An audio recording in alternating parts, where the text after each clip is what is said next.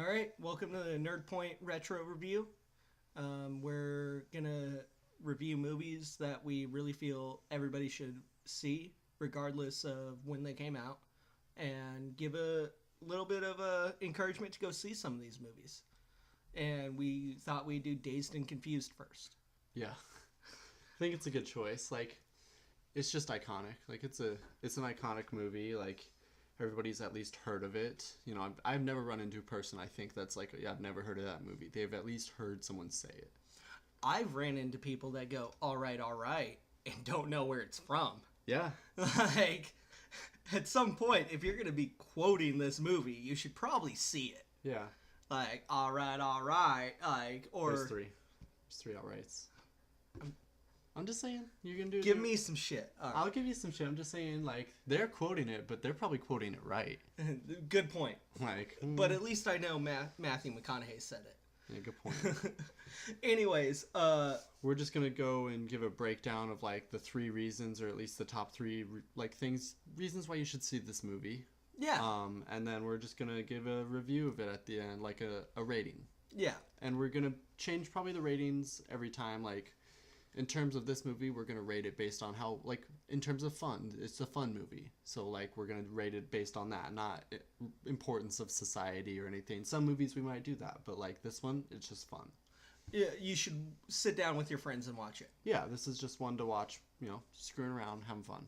So, and the first one is, why is it it's a coming of age story. Yeah, so it's just, I guess for those who don't know, it's a story of a bunch of people, people going into their first year of high school. It's the last day of school for these junior high kids going into their first year of high school when the summer is done, and then these juniors who are going to be seniors, and it's their story. And I think honestly there are some seniors in the movie who are graduating.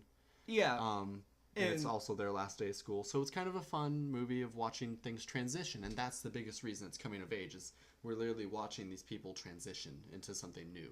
And we've all gone through this. Yeah, we've all transitioned from being the 8th grader, top of middle school, to being the fresh meat. Yeah. You're the freshman.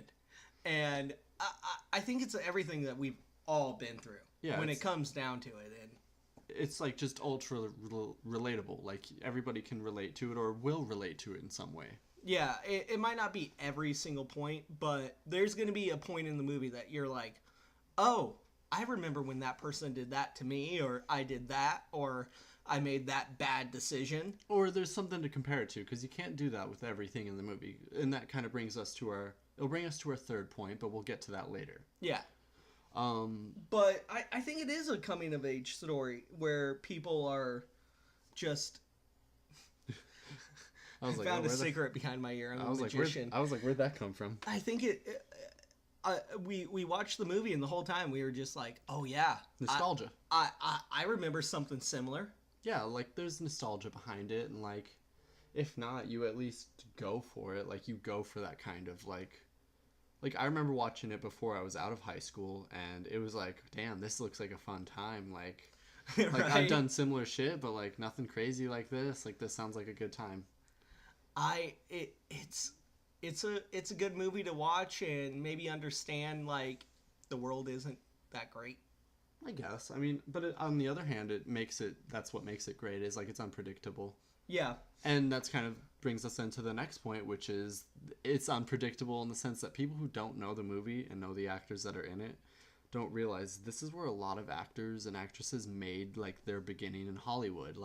So there's a lot that you wouldn't be aware. There's actors in it you wouldn't be aware of. Yeah, we were watching it and it was like, oh yeah, that guy's in it. And I think we both have our pick of who who is most likely, the most unlikely person you would think is in the movie.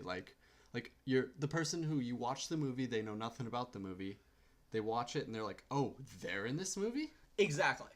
Yeah. And Go ahead. Mine's Ben Affleck. Yeah, Like Ben Affleck is in this movie. His role is so hilarious to me. Like, he is so troubled and angry, and he's just that pissed off guy who like never fit in, and but like he's one of the cool kids, but he just never really felt like he fit in. He had so much confidence you didn't know how to get rid of him, even though you didn't really like him. He was that friend. I mean, we all had him. I don't even agree with that. I honestly think the thing with his character was like he was just always angry, and like it wasn't so much that they didn't know how to get rid of him. They had no problem with him. It's just he had a problem with everyone else. Yeah.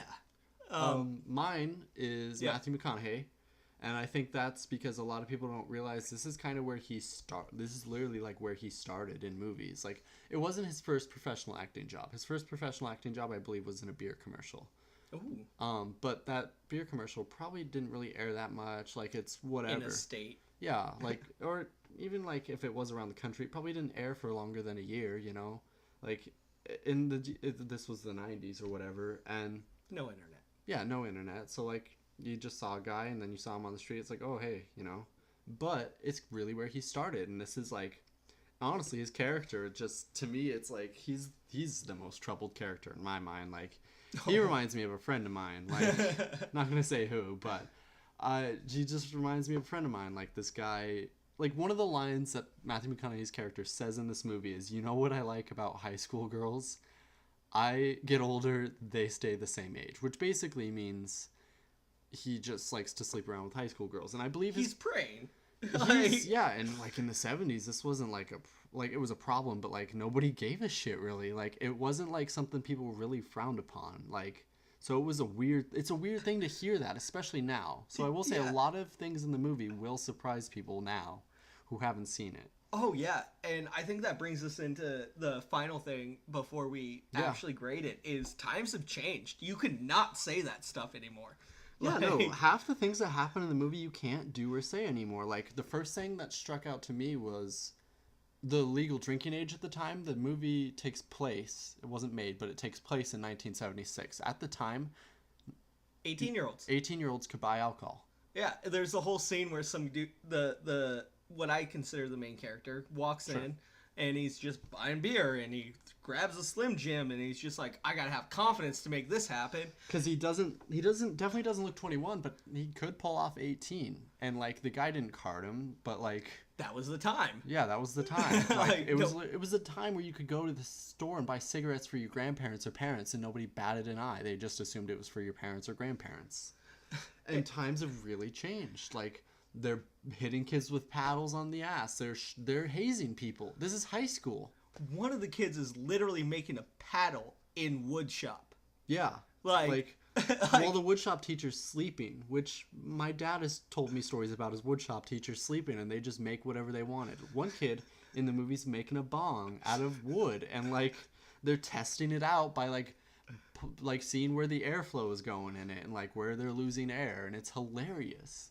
Like it's or the scene when they chase them down in the car. Yeah, like that couldn't happen. They're mailboxing houses, like some dude pulls up with a gun. Yeah, like crazy shit happens, and like, you really, like, times have changed, and a lot of what like goes on in this movie like can't go on anymore. Like, the problems with the characters who are kind of like, there's one character that was very, very like, just he crossed the line all the time. Yeah, well, Matthew McConaughey's character, he crossed. No, I'm talking about the guy that said, "Open your mouth.